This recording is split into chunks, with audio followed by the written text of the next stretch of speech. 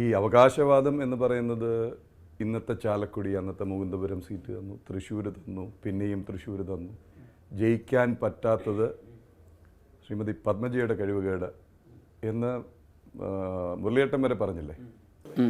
20-ൽ 19 സീറ്റും തോക്കുമ്പോൾ എൻ്റെ സീറ്റ് ജയിപ്പിക്കാൻ ഇത്രയും ശക്തരായിട്ടുള്ള നേതാക്കൾ VM സുധീരനെ പോലെയുള്ള ആളുകളൊക്കെ അന്ന് തോറ്റത്. അവരെക്കാളും കേമനാണ് ഞാനെന്ന് എനിക്ക് തോന്നിയിട്ടില്ല. അന്നൊരു ഇടതുപക്ഷ തരംഗമായിരുന്നു. പിന്നെ 2 പ്രാവശ്യം എനിക്ക് സീറ്റ് തന്നപ്പോഴും ഈ ഇടതുപക്ഷ എന്നാലും ഞാൻ ഇപ്രാവശ്യം ജയിച്ചേനെ. വെറും 900 വോട്ടിനാണ് ഞാൻ തോറ്റത്. അപ്പോൾ പക്ഷെ അപ്പോഴേക്കും മുരളിയേട്ടൻ കയറി നേമത്ത് നിന്നപ്പോൾ അതിൻ്റെ ഒരു ഇതുമാതിരി സുരേഷ് ഗോപിനെ ഇവിടെ കൊണ്ട് നിർത്തി. അപ്പോൾ എനിക്ക് കിട്ടേണ്ട പല വോട്ടുകളും ഈ സിനിമാ താരത്തിനോട് എന്തായാലും ആൾക്കാർക്ക് ആരാധനയുണ്ട്. അദ്ദേഹം വോട്ട് പിടിച്ചു.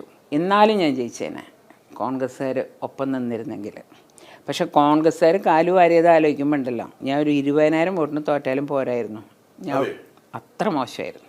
അതായത് ഇവരൊക്കെ തമ്മിൽ ഒരിക്കലും MLA ആവാൻ യോഗ്യതയില്ലാത്തവരെ പോലും പിന്നെ ഇങ്ങനെ തിരിക്കും, എന്നിട്ട് അവരെ കൊണ്ട് എതിർപ്രവർത്തനം നടത്തിക്കും.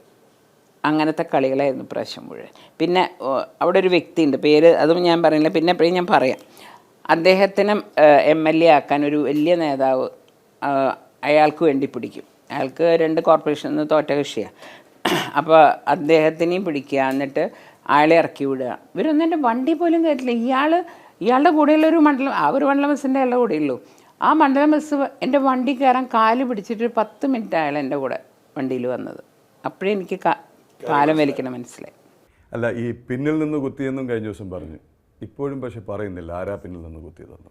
അല്ല, ഞാൻ പറഞ്ഞില്ലേ, എൻ്റെ ഒരു പോളിസി നിങ്ങൾ ഇത്രയും കാലമായിട്ട് കണ്ടിട്ടുണ്ടാവും. ഇവരൊക്കെ ചീത്ത പറഞ്ഞാലും മിണ്ടാണ്ടിരിക്കുന്ന ഒരാളാണ് ഞാൻ. കാരണം നമ്മളൊരു പ്രസ്ഥാനത്തിൽ നിന്നിട്ട് ഇറങ്ങിപ്പോരുമ്പോൾ ചീത്ത പറയുക എന്ന് പറയുന്നത് നല്ലൊരു കീഴ്വഴക്കമായിട്ട് എനിക്ക് തോന്നിയിട്ടില്ല. ആ മര്യാദയൊന്നും വേണ്ടാന്ന് എനിക്ക് ചില ദിവസം രാത്രി കിടക്കുമ്പോൾ ഒക്കെ തോന്നും. രാവിലെ അമ്മയ്ക്ക് തണുത്തു പോകും. അതാണ് പ്രശ്നം. 2018 പറഞ്ഞിരുന്നു സാക്ഷാൽ K കരുണാകരനെയും മക്കളെയും അടക്കം നശിപ്പിക്കാൻ 5 നേതാക്കൾ കേരളത്തിൽ കോൺഗ്രസിൽ പ്രവർത്തിച്ചു എന്ന്. അവരുടെ പേരും ഇനി പറഞ്ഞില്ലെങ്കിൽ അവരുടെ കീഴിലല്ല ഇപ്പോഴും കോൺഗ്രസ്. അല്ല, അത് അതിൽ മരിച്ചുപോയ ആൾക്കാരൊക്കെ ഉണ്ട്. മരിച്ചുപോയ ആൾക്കാർ അവർക്ക് തിരിച്ചു വന്ന് എന്നോട് ഉത്തരം പറയാൻ പറ്റില്ല.